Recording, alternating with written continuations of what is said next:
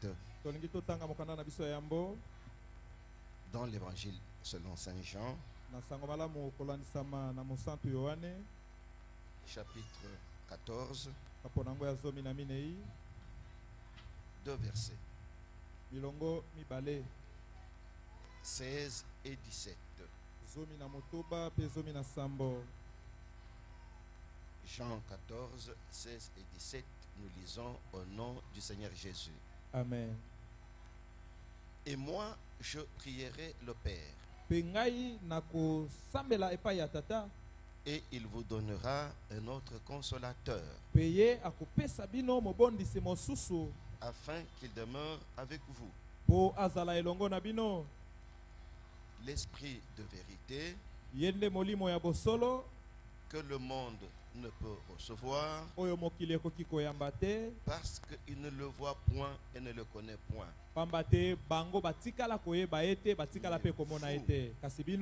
Vous le connaissez, car il demeure avec vous et il sera en vous.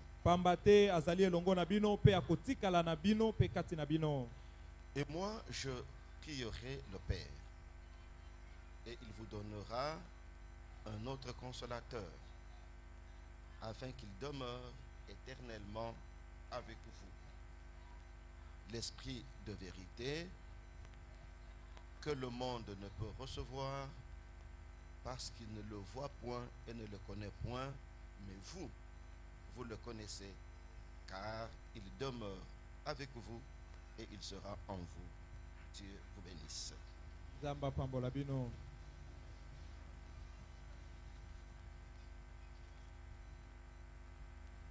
Amen. Amen. Est-ce que ma voix porte jusqu'au fond? Papa et Bongo, vous m'entendez bien? Nous acclamons alors le Seigneur.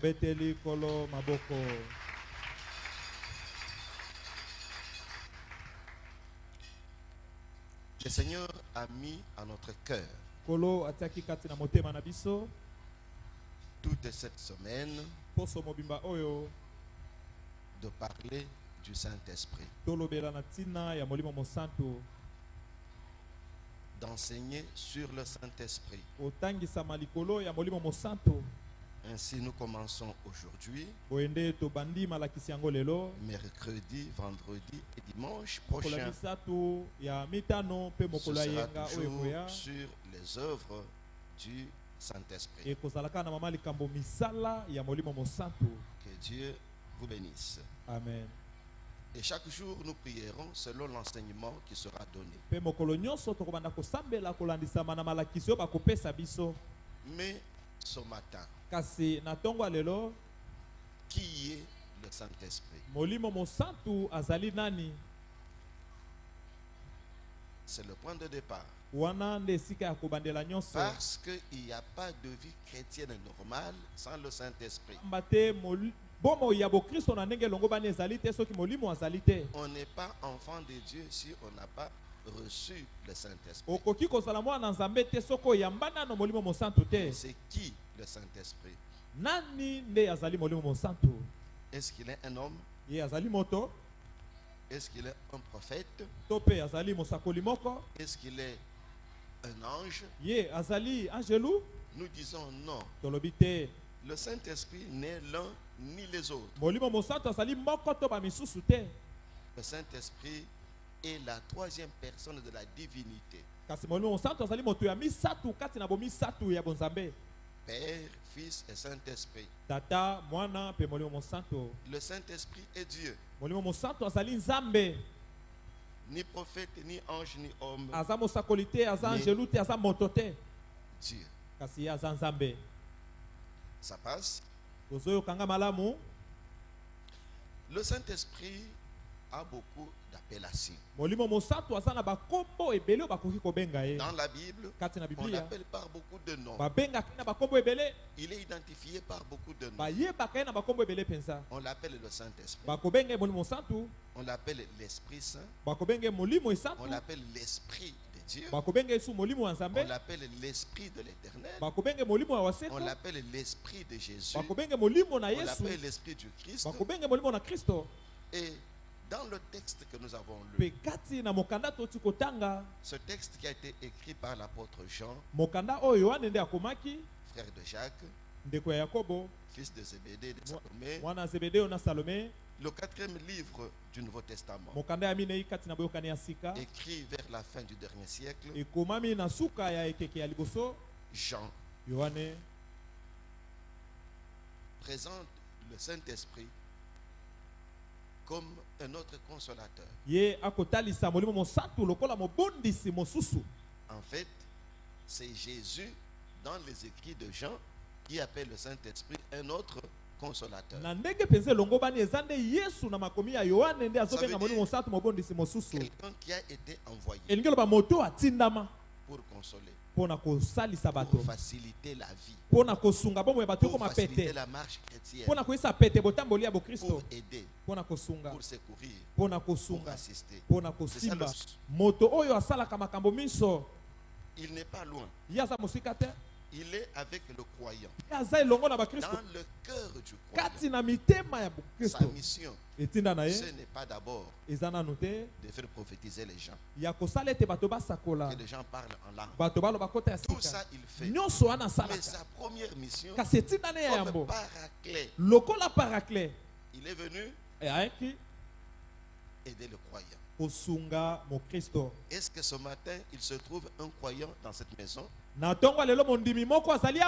Alors si vous êtes là, soyez tout rassurés. Si réellement vous êtes né de nouveau, si réellement vous êtes enfant de Dieu, et que votre nom est écrit dans le livre de vie, soyez rassurés d'une chose: vous n'êtes jamais seul. Partout où vous êtes, il est là. Il sera avec vous. Et il sera en vous. Ça veut dire, si vous entrez dans la souffrance, lui aussi, il entre dans la souffrance. Si vous entrez dans le bonheur, le Saint-Esprit entre aussi dans le bonheur. Il est l'ami fidèle. Il n'est pas comme les amis du monde, les amis qui ne s'approchent que lorsque nous avons. Quand nous n'avons plus, ils s'éloignent. Le Saint-Esprit est collé à notre vie. Il est attaché à notre personne. Que nous soyons dans le lit, que nous soyons dans l'avion, que nous soyons au bureau, que nous soyons à l'église, qu'importe où nous soyons, le Saint-Esprit est avec nous. Nous acclamons le Seigneur.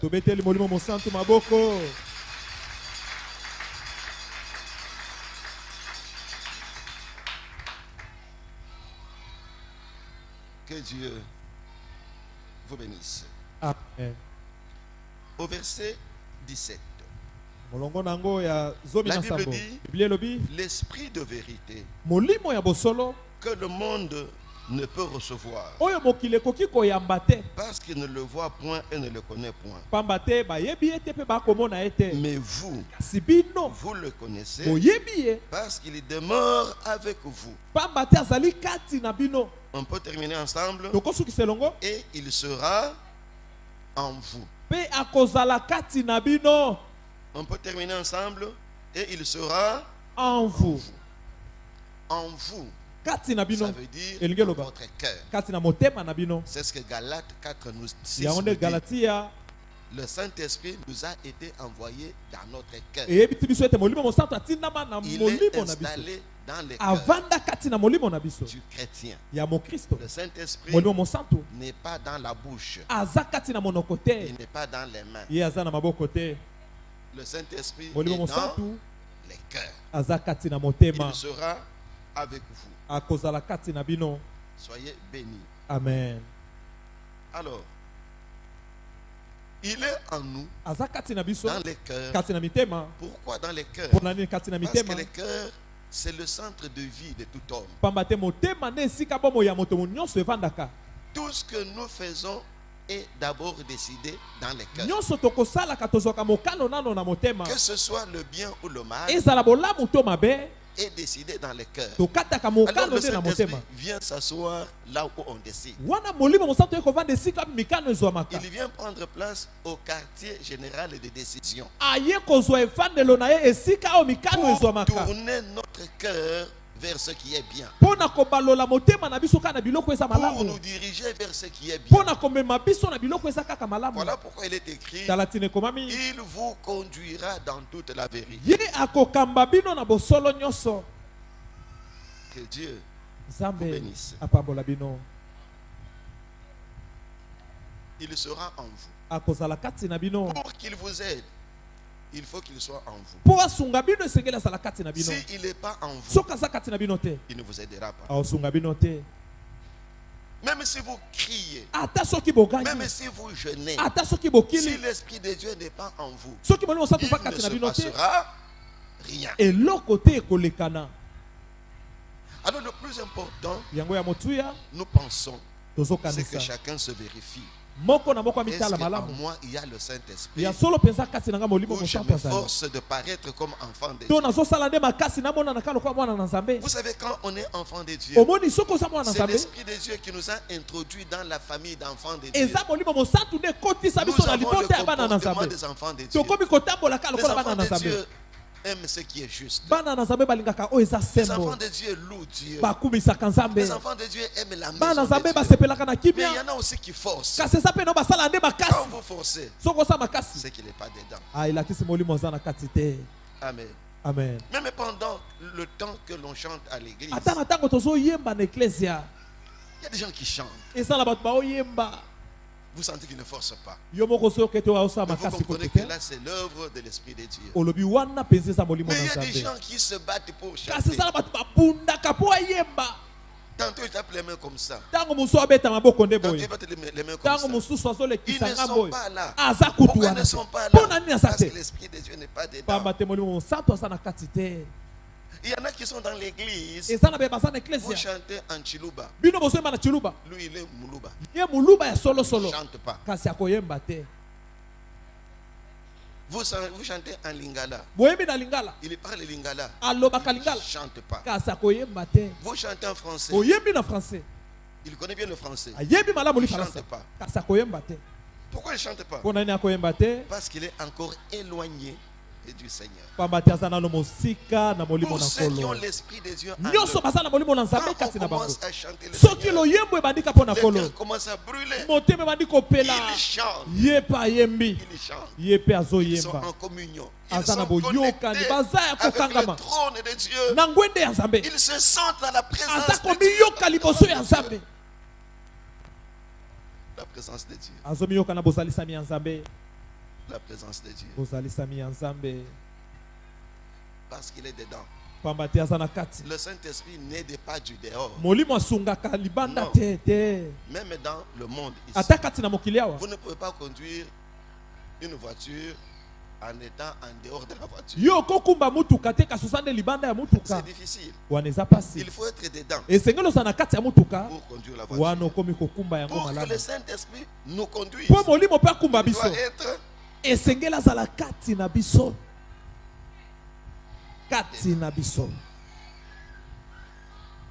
soyez bénis. Amen. Le verset 16, il dit ceci: et moi je prierai le Père, et il vous donnera un autre consolateur, afin qu'il demeure avec vous éternellement. Il y a deux choses à dire ici. Quand le Saint-Esprit vient nous tabernacler, il est dans notre cœur. La Bible dit, il vient là pour l'éternité. Il n'en partira pas. Même si vous péchez, il ne partira pas. Qu'est-ce qu'il va faire? Il va s'attrister. Il va rompre la communion avec vous. Vous priez, il ne fait rien. Vous avez des problèmes, il ne réagit pas. Parce qu'il est en froid avec vous. Il ne peut plus vous aider. Parce que vous l'avez attristé. Vous avez fait ce que quelqu'un ne peut pas faire. Alors la Bible nous dit, il sera avec vous éternellement. Même après la mort, à l'enlèvement, c'est lui qui nous prendra pour le tabernacle divin. C'est lui qui nous prendra. Donc le Saint-Esprit, il est venu pour toujours. Où que nous soyons, il sera. Le Seigneur est bon. Un autre élément. Il dit, je prierai le Père et il vous donnera. Le Père va vous donner. Le Père va vous envoyer.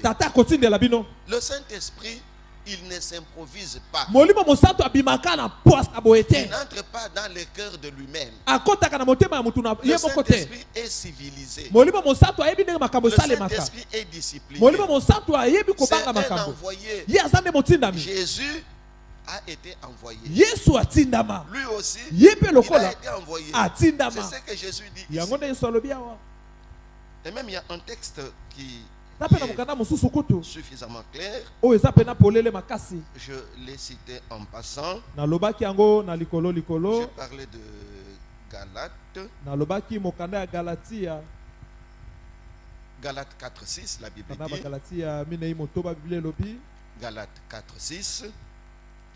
Et parce que vous êtes fils, Dieu a envoyé dans nos cœurs l'esprit de son fils, lequel crie Abba, Père. Voyez bien, Dieu a envoyé l'esprit de son fils. On l'appelle aussi l'esprit de son fils. Il l'a envoyé dans nos cœurs pour faire de nous enfants de Dieu, pour nous pousser à crier Abba. Abba signifie Père. Abba. Ensemble, Abba. Abba. Abba. Abba. Abba. Abba. Abba. Abba. Abba. Abba. Ça signifie Père.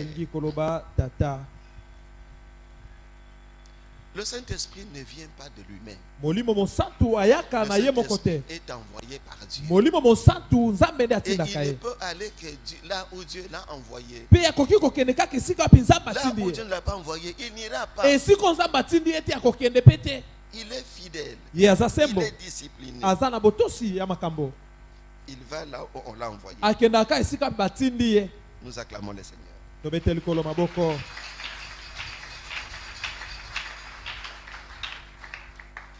Maintenant, écoutez. Là où se pose le grand problème. Comment le Saint-Esprit vient et entre dans le cœur du Christ? Ça commence comment? Quand est-ce que Dieu l'envoie? Dieu envoie le Saint-Esprit dans le cœur du croyant si le cœur du croyant est ouvert. C'est ça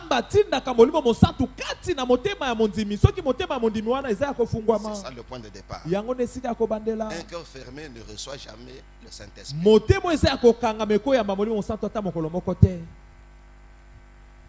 Il faut que le cœur du croyant soit ouvert. Ça veut dire quoi? Que chaque homme qui regarde à sa vie en âme et conscience aboutit à la conclusion telle que dans l'état où je suis, si moi je meurs, je ne verrai pas Dieu. À cause de ce que j'ai fait dans ma vie, si moi je meurs, je ne verrai pas Dieu. Ma vie est mauvaise. Je mène une mauvaise vie. Une vie douloureuse. Les gens me font confiance. C'est parce qu'ils ne me connaissent pas. Ils ne connaissent pas mon cœur. Ils ne connaissent pas mes pensées. Ils ne connaissent pas mes fréquentations. Ils ne connaissent pas ce que je fais. Loin de ma maison. Loin de l'église. Ils ne connaissent pas. Ce que je dis, ce que je mange, ce que je bois, ce que je fume, ils ne connaissent pas. Mais Dieu qui connaît tout, qui me voit, Dieu qui me voit, Dieu qui me voit, ne me recevra pas dans son royaume. S'il y a quelqu'un comme ça qui réfléchit, qui écoute la parole de Dieu, qui lui dit que s'il meurt dans cet état-là, il ne verra pas Dieu. Au plus profond de sa douleur, à l'idée qu'il ne verra pas Dieu, il prend une décision volontaire, sans être poussé, de quitter la voie du mal, de quitter le monde de Satan pour suivre Jésus avec sincérité et définitivement sa vie va changer. Donc il y a des choses qui attirent, qui poussent Dieu à envoyer le Saint-Esprit dans le cœur du croyant. Combien? Combien? Combien? Montre au voisin 2. 2.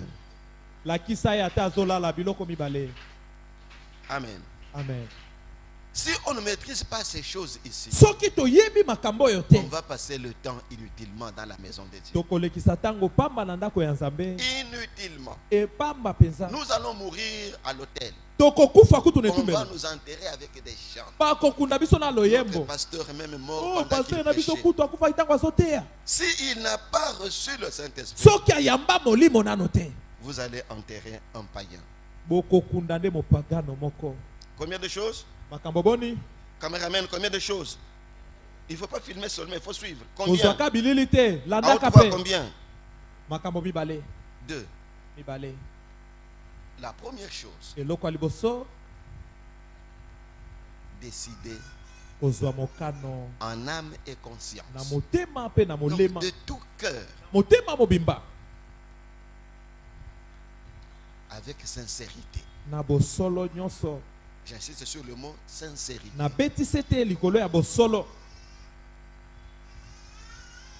Ça veut dire de tout cœur. C'est la dernière décision. Je ne prendrai plus une autre. C'est la décision de ma vie. Aujourd'hui, je décide de quitter Satan. En tout et pour tout. En tout et complètement. Parce qu'il arrive que dans notre vie, nous sommes attachés à Satan par quelque chose qui nous procure un bonheur. Nous vendons des alcools, ça nous produit de l'argent et nous vivons. Vendre l'alcool, c'est déjà un péché. Parce que nous en vivons. Et pour nous, ça devient impossible de quitter la vente des alcools. Pour quelqu'un qui décide d'abandonner les choses de Satan, il commence par abandonner ça. Qu'importe. S'il faut mourir, il faut mourir aujourd'hui et avoir la vie pour l'éternité. Il y a des gens qui vivent de la prostitution. Sans prostitution, il n'y a pas de vie. Il dit c'est fini. S'il faut mourir, je mourrai.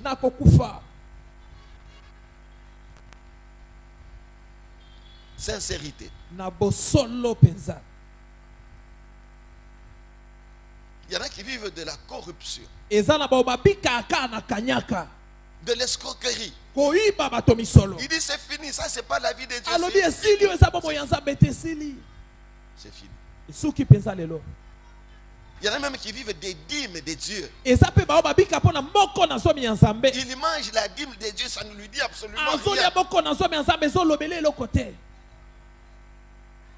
S'il se convertit en réalité, il commence par ça.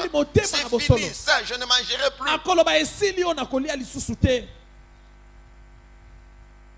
La sincérité. Le problème, c'est la sincérité.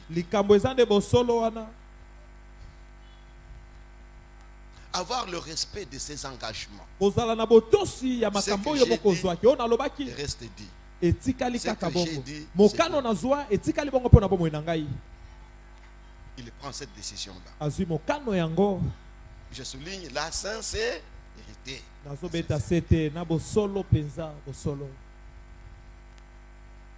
Je ne prendrai plus notre décision.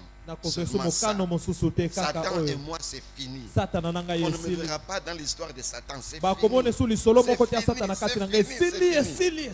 Maintenant, moi, c'est Jésus. Première chose. La deuxième chose, c'est la durée. Cette décision, nous la prenons pour combien de temps? C'est pourquoi nous avons dit définitivement. C'est à vie. C'est pour toujours. Tant que je vivrai, rien ne me séparera de Jésus. C'est ce que l'apôtre Paul dit. Rien ne me séparera de l'amour de Dieu manifesté dans le Christ Jésus. Sera-ce la famine, la persécution, la nudité, le manque, dans toutes ces choses, je suis assuré que rien ne va me séparer de Jésus. Ça veut dire, j'ai quitté Satan pour suivre Jésus. Sur cette route de Jésus, tout ce que je veux rencontrer, il n'y a rien qui va m'arrêter. S'il faut mourir, je mourrai. M'arrêter, rien. Reculer, rien. Dévier, rien. Jusqu'à ce que je vois le Seigneur. Que la souffrance vienne. Que le froid vienne même maintenant. Les gens ne viennent pas à l'église parce qu'il fait froid. Mais le lundi, à 7 heures, ils sont déjà en ville. Ils ont cru en quel Jésus? Qu'importe ce que je vais rencontrer. La souffrance, je souffrirai. Parce que Jésus le premier a souffert pour moi. Je suis l'objet de la souffrance de Jésus. J'accepte la souffrance. Même si je rencontre le bonheur, le bonheur ne va pas m'empêcher moi de suivre Jésus. Que ce soit le bonheur ou le malheur, l'un ou l'autre, rien ne peut m'empêcher de suivre Jésus. Je suivrai Jésus jusqu'à la fin de mes jours. Ce sont ces deux choses. La sincérité et définitivement qui provoque le premier miracle du chrétien. Le chrétien a beaucoup de miracles. Mais le tout premier miracle du chrétien, c'est la nouvelle naissance. C'est ça le plus grand miracle. La première bénédiction du chrétien. Vous n'avez pas ça. Il n'y a rien entre Dieu et vous. Voilà pourquoi, mes chers frères et sœurs, nous avons décidé ce dimanche de commencer cet enseignement. Ça peut aider même une seule personne. Et je préfère que ça vous aide vous. Soyez bénis. Amen. Lorsque celui qui se répand décide,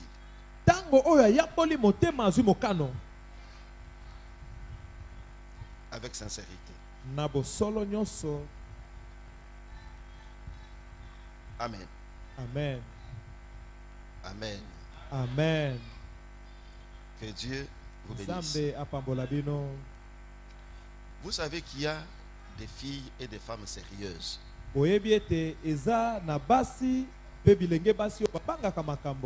Vous la sollicitez pour un mariage. Elle vous dit non. Vous n'êtes pas mon genre.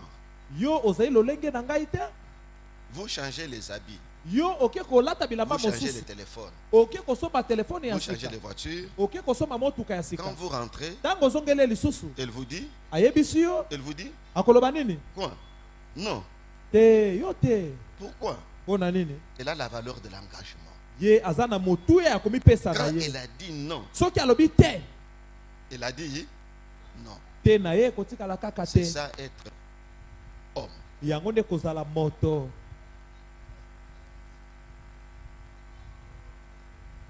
Il y a aussi des hommes sérieux. S'ils ont décidé d'épouser une femme, ils ont déjà dit c'est elle. Même si après ils voient d'autres femmes, ils ne changent pas. Même si elles font quoi, ils ne changent pas. Pourquoi? La valeur de l'engagement. De même pour aller au ciel. La décision. Notre décision. C'est ça la clé. Alors je vais vous demander à vous, mon frère, ma soeur, dans votre vie, ayez le respect pour votre engagement. Pour votre parole. Respectez votre parole. Pour aller au ciel, c'est seulement la parole. Je renonce à Satan pour suivre Jésus. Maintenant, c'est la valeur de la décision. La force de la décision. Si vous vous maintenez dans la décision, vous verrez le Seigneur. Nous acclamons le Seigneur.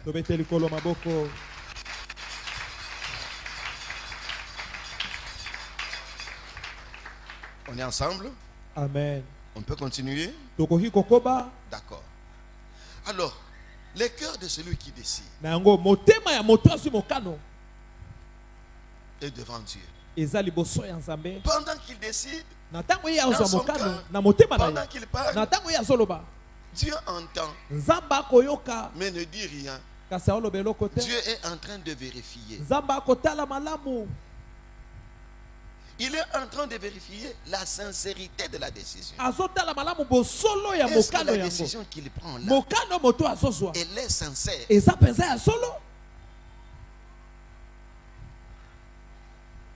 Est-ce que c'est sincère? Est-ce qu'il me cherche pour avoir la vie éternelle? C'est ça la sincérité. Pourquoi il me cherche? Pourquoi il pleure? Pourquoi il crie? Pourquoi? Il veut quoi? Est-ce qu'il cherche la vie éternelle? Il n'y a que ça qui intéresse Dieu dans notre repentance. Dieu vérifie si c'est lui qui se répand cherche autre chose que la vie éternelle. Si vous cherchez autre chose, Dieu ne réagit pas. Parce qu'il n'a pas envoyé Jésus pour qu'on vive longtemps sur la terre. Il n'a pas envoyé Jésus pour que nous nous marions, pour que nous ayons de l'argent, que nous ayons du travail, que nous ayons des enfants. Non, on ne croit pas pour avoir les enfants. Jésus est mort pour nous amener au ciel. Alors si dans cette église vous êtes venus pour un autre besoin, un autre motif, nous vous conseillons de corriger le motif. Cherchez la vie éternelle.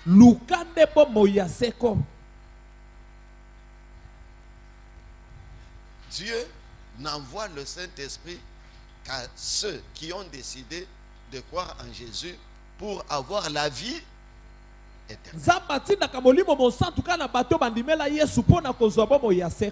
Non, je suis malade. Que je sois guéri. Non, je ne suis pas venu pour ça. Alors, si Dieu vérifie dans l'esprit de celui qui se répand, qu'assurément, c'est sérieux. Cet homme, cette femme cherche Jésus pour la vie éternelle. Si Dieu se rend compte que c'est ça que vous cherchez, Dieu est rassuré.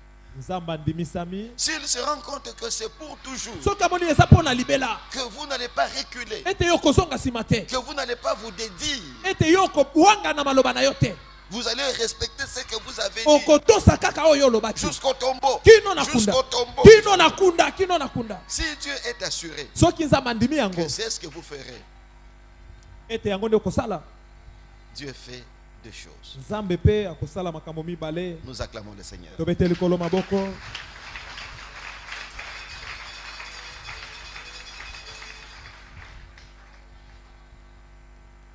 Si vous convainquez Dieu, le problème c'est de convaincre Dieu. Votre cœur doit convaincre Dieu.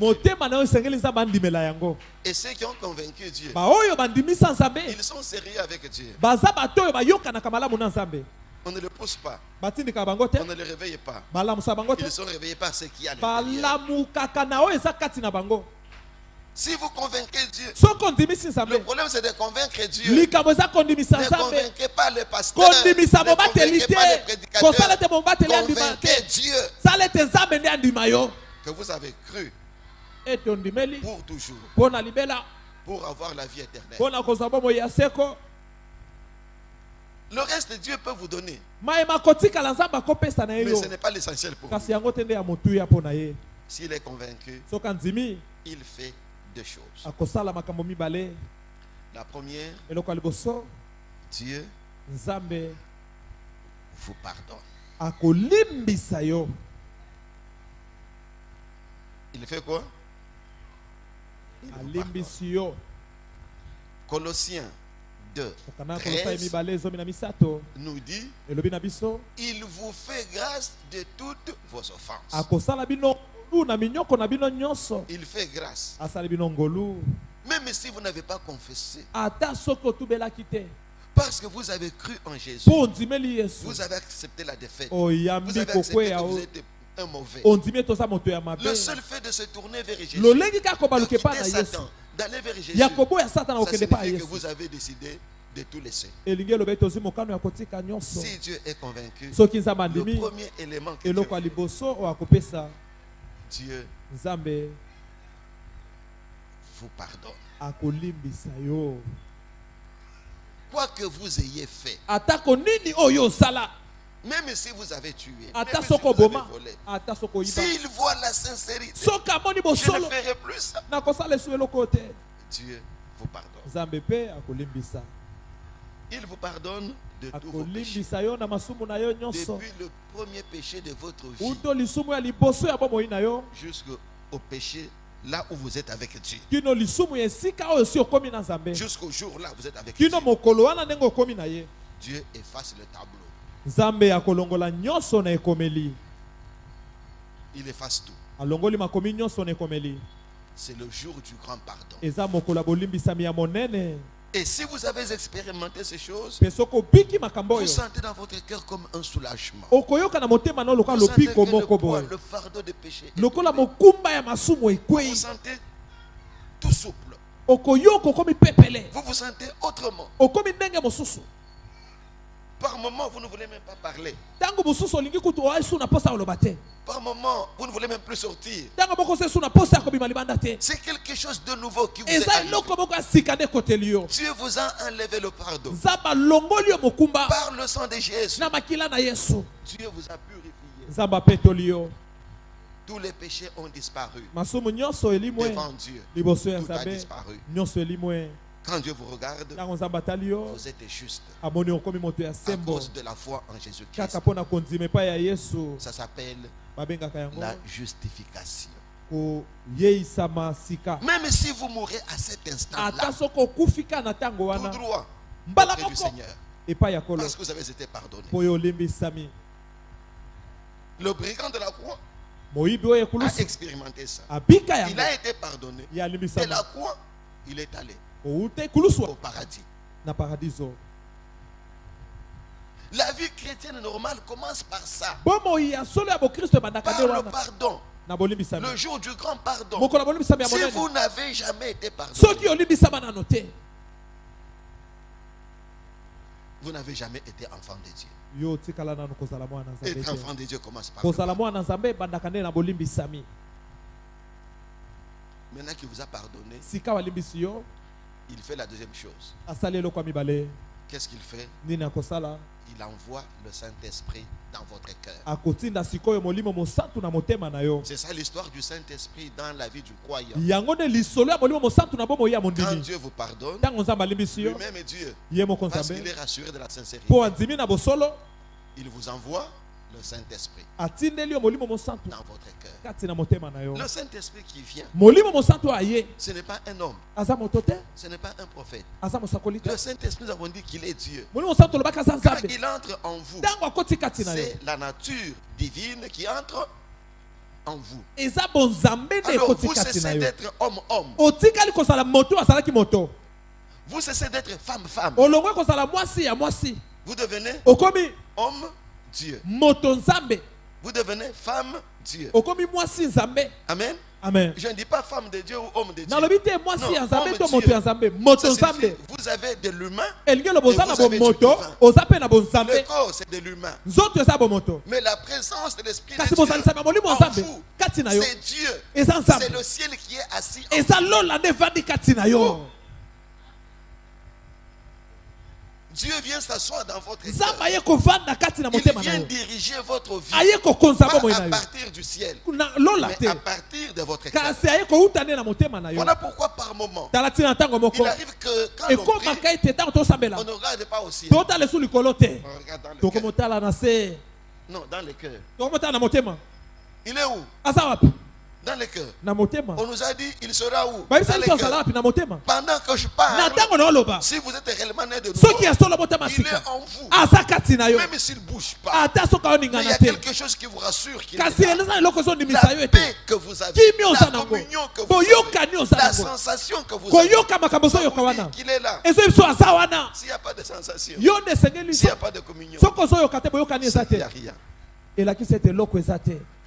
Alors Dieu envoie le Saint-Esprit. Quand le Saint-Esprit descend, il vient s'asseoir. Quand il s'assied, l'ancien occupant détale. Tous les démons qui étaient entrés détale. Parce que le Seigneur ne peut pas partager son trône avec un autre nom. Quand nous lisons le prophète Ésaïe, chapitre 42, verset 8, la Bible dit, je suis l'Éternel. C'est là mon nom. Je ne partagerai pas ma gloire avec un autre nom, ni mes honneurs avec des idoles. Il ne peut pas régner dans votre cœur avec les démons. Il descend. Fini. Vous devenez la maison de Dieu. Ne savez-vous pas que vous êtes le temple de Dieu? Parce que l'Esprit de Dieu habite en vous. Vous êtes la maison du Seigneur. S'il y a quelqu'un qui est né de nouveau ici, il s'appelait la maison. La maison. La maison du Seigneur. Et si vous êtes la maison du Seigneur, qui va vous détruire? Qui va vous détruire? Alors quand il vient entre en vous, le Saint-Esprit vous intègre dans la famille de Dieu. On appelle ça la greffe. Il vient vous greffer au corps mystique de Christ. C'est quoi le corps mystique? C'est le corps qui rassemble tous ceux qui sont nés de nouveau du monde entier. Ici, nous ne nous connaissons pas. Nous ne connaissons pas qui est de Dieu et qui ne l'est pas. Mais Dieu il sait qui est enfant de Dieu, si Dieu sait. Il y a combien Dieu sait. Maintenant, Dieu prend ceux du monde entier. Il en fait un corps. À l'enlèvement, il viendra seulement prendre ce corps-là. Alors quand il vous introduit dans la famille de Dieu, c'est ce que l'on appelle la nouvelle naissance. Pourquoi la nouvelle naissance? Parce qu'il y a l'ancienne naissance. L'ancienne naissance, elle est biologique. Nous sommes nés de papa et de maman. C'est la première naissance. Nous tous ici, c'est la première naissance. On sort du ventre de la mère pour entrer dans le monde. Ça s'appelle la première naissance. Et chacun connaît sa date de naissance. La nouvelle naissance. Nous sortons du monde de Satan pour entrer dans le monde de Dieu. C'est la naissance spirituelle. La naissance métaphysique. Nous entrons dans le domaine de Dieu. C'est alors que commence la vie chrétienne normale. Parce qu'à ce moment-là, le nom du croyant est écrit dans le livre de vie. Tout celui qui fait l'expérience de la première naissance, son nom est écrit dans le livre de vie à la date de cette naissance-là.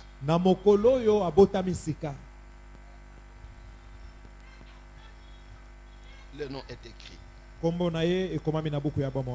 C'est alors que commence la vie chrétienne. La chrétienté commence là. On n'est pas chrétien parce qu'on entre dans une église. Non. Si vous êtes entré ici et vous croyez seulement par le fait d'être entré, vous êtes enfant de Dieu, c'est une erreur. On n'entre pas, on ne devient pas chrétien en entrant dans une chorale. Moi je suis chrétien parce que je chante. Non. On ne devient pas chrétien en devenant pasteur. On devient chrétien lorsque l'Esprit de Dieu entre en nous. C'est le Saint-Esprit qui fait de nous chrétiens. Et le Saint-Esprit, pour entrer, il est envoyé. Et pour qu'il soit envoyé, il faut que celui qui va l'envoyer là soit convaincu que vous êtes sérieux en matière d'engagement. Ceux qui ont le but, oui, c'est oui. Vous n'êtes pas quelqu'un qui mélange oui et non. C'est sur cette base-là que Dieu nous fait confiance. Alors, le conseil, faites tout. Ne demeurez pas dans cette église sans le Saint-Esprit dans votre cœur. Ne quittez pas cette église ce matin sans recevoir le Saint-Esprit dans votre cœur.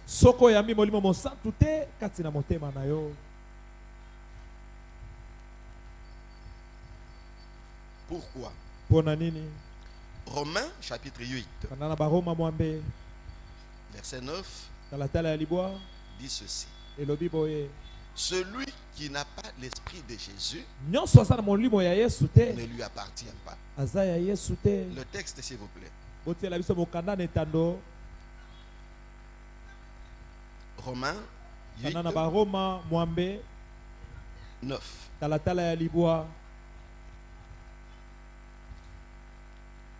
Parce que ça traîne, on va chercher le texte. Pour vous, vous ne vivez pas selon la chair, mais selon l'esprit. Si du moins l'esprit de Dieu habite en vous. On est ensemble? Maintenant lisons les deux dernières phrases ensemble. Si quelqu'un n'a pas l'esprit de Christ, il ne lui appartient pas. Si quelqu'un n'a pas l'esprit de Christ, il lui appartient pas. Vous voyez? C'est ça la conclusion de la Bible. Ne restez pas dans l'église sans le Saint-Esprit. Vous allez attendre l'enfer dans l'église. Parce que celui qui n'a pas le Saint-Esprit, qui n'a pas reçu le Saint-Esprit, qui n'a pas décidé, qui n'a pas convaincu Dieu, qui vient seulement par routine, il perd le temps. Celui qui n'a pas l'esprit du Christ n'appartient pas au Christ. Il n'est pas au Christ, il n'est pas à Dieu. Il n'appartient pas à Dieu. S'il n'appartient pas à Dieu, il appartient à qui? À qui? Pourquoi vous allez appartenir à Satan? Parce qu'il n'y a pas de position neutre. Ou vous êtes de Dieu, ou vous êtes de Satan. Or Dieu vous renie, il dit non, non. Si mon esprit n'est pas en vous, vous ne m'appartenez pas. Et comme vous ne m'appartenez pas, vous appartenez à Satan. Vous êtes les enfants de Satan, les enfants du monde, les enfants de la mort, les enfants de la malédiction. Déjà vous êtes morts. Vous êtes morts. Vous n'attendez que l'enfer. Pourquoi? Cherche Dieu. Ouvre ton cœur. Un âme est consciente. Entre en toi-même. Examine ta vie. Est-ce qu'il y a un jour où tu as déjà laissé ton cœur ouvert à Dieu? Est-ce qu'il y a un jour où tu as décidé? Le jour où tu as dit c'est fini, j'en ai marre avec Satan, j'arrête là, pour suivre Jésus. J'ai décidé, c'est fini, c'est fini. Il y a un jour comme ça dans votre vie. S'il y en a eu, tant mieux. Qu'est-ce qui s'est passé dans votre vie en ce jour-là? Est-ce que vous avez senti avoir été pardonné? Vous avez senti que votre cœur est devenu tout calme parce que le Seigneur vous a pardonné. Il a enlevé le fardeau de votre péché. Est-ce que vous avez senti que votre cœur est maintenant incliné à autre chose? Vous avez commencé à désirer ce qui est bien. Vous avez commencé à aimer l'église, à aimer la parole, à aimer la prière, à aimer le prochain. C'est l'expérience par laquelle tout le monde passe. S'il y a quelqu'un qui est né de nouveau dans cette église, il sait dire, cet homme dit la vérité. Et même je peux aller loin. Le jour de la nouvelle naissance, tout celui qui est passé par là, il désire mourir. Paul dit, je suis pressé de tous côtés. J'ai besoin de m'en aller et de rester avec le Seigneur. Parce que plus je vis dans ce corps, je me sens loin du Seigneur. Tous ceux qui sont nés de nouveau, ils ne craignent plus la mort parce qu'ils ont besoin de voir le Christ. Ils ont besoin d'entrer dans le palais céleste. Palais céleste. Ce matin, nous voulons arrêter là. Quelle est votre expérience avec Dieu? La première œuvre que le Saint-Esprit vient produire, c'est de nous introduire dans la famille de Dieu. C'est ça la première œuvre. Le Saint-Esprit est comme une accoucheuse, une femme sage. Le Saint-Esprit nous introduit dans la vie de Dieu. Et on ne peut pas entrer dans cette vie-là sans le Saint-Esprit.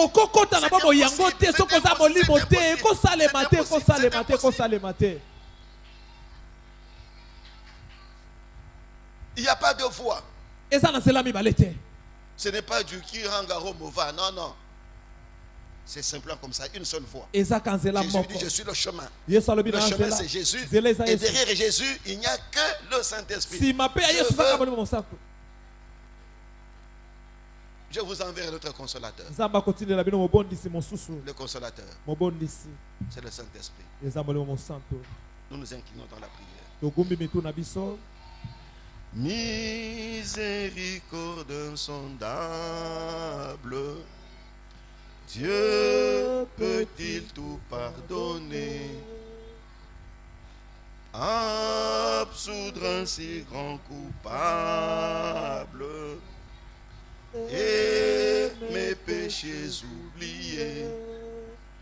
Jésus, je viens à toi, tel que je suis, je viens à toi. Jésus, je viens à toi, tel que je suis. Oh, c'est votre jour aujourd'hui. J'en ai déjà eu un pour moi-même. C'est le jour de votre expérience. Si vous êtes rassuré que vous êtes né de nouveau, que vous êtes enfant de Dieu, que si vous mourrez maintenant, vous verrez Dieu. Gloire au Seigneur. Mais si vous êtes rassuré que si vous mourrez maintenant, vous ne verrez pas Dieu, parce qu'il n'y a pas de contact avec Dieu. Le seul contact, c'est Jésus. Est-ce que vous pouvez donner votre vie à Jésus? Et en donnant votre vie à Jésus, vous ouvrez votre cœur. Comment on ouvre son cœur? C'est en décidant de croire en Jésus avec sincérité pour avoir la vie éternelle et pour toujours. Si vous êtes là, c'est votre jour. Votre grand jour. Le jour de votre grand pardon. Tenez-vous debout et nous allons vous présenter au Seigneur.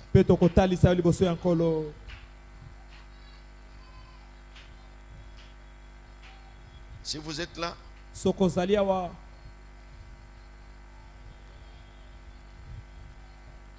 Dieu vous voit, ma soeur. S'il y a de la sincérité, il y a de la durée, et quelque chose de fort se passe dans votre vie. Qu'un tremblement de terre touche votre vie.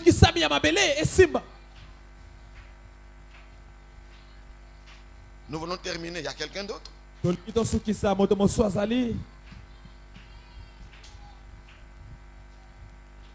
Dieu vous voit, ma soeur.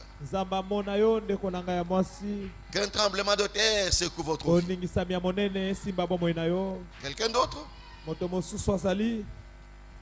Dieu vous voit. Dieu vous voit. Le problème, c'est la sincérité. La sincérité. Dieu vous voit. Dieu vous voit. Dieu vous voit. Dieu vous voit. Dieu vous voit. C'est votre jour. Il n'y en a pas deux dans la vie chrétienne. C'est seulement ce jour-là qui définit le reste. Dieu vous voit, mon frère. Dieu vous voit, ma soeur. Dieu vous voit, mon frère. Dieu vous voit. Dieu vous voit. Il a organisé cet enseignement pour vous. Ne perdez pas le temps. Peut-être que vous n'écouterez plus un enseignement comme celui-ci. Dieu a voulu que vous l'écoutiez. Ce qui va se passer après ce culte, vous ne savez pas. Merci, ma soeur. Vous ne contrôlez pas votre vie. Bienvenue, mon frère.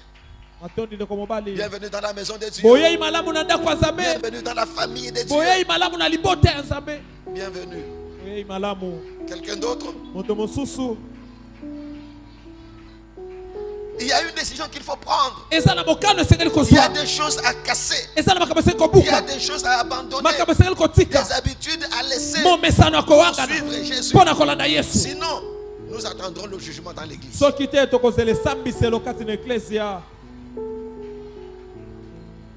Il y a une dernière personne.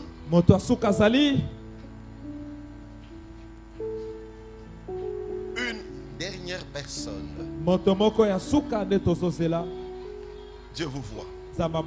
Bienvenue dans la famille de Dieu. Mettez votre main droite à l'entrée de votre cœur. Dieu tout-puissant. Ce qui se passe, c'est ce qui se passe. C'est l'expérience pour chacun. Pour chacun. Si tu es convaincu qu'il y a de la sincérité, qu'il y a du sérieux, touche ses cœurs. Reçois ses cœurs dans ta famille. Que leur vie désormais change.